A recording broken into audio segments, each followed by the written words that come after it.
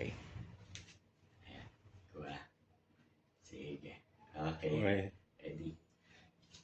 Yan.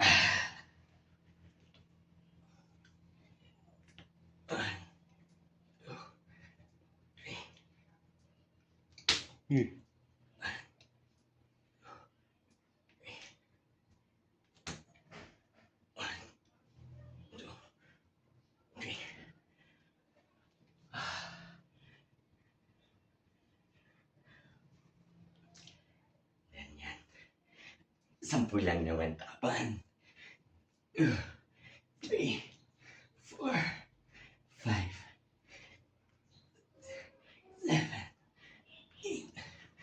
9, 10.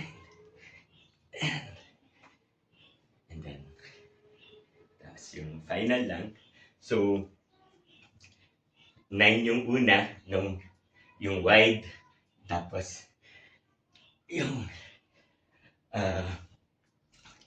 yung regular na 10. Tapos ito, 6 lang. 4, 5, 6. So, yun po, no? So, actually, on a daily basis, 25 lang yon. Tapos, so, yung number, kinikip ko lang na dun sa kaya, no? So, para hanggang tumanda sana, kaya pang gawin, no? So, but anyway, at 53 years old, ito pa rin, no? So, ang punto lang natin is sana kung regular yung exercise natin, kaya naman. Kahit na sa edad na 53, yun nga, no?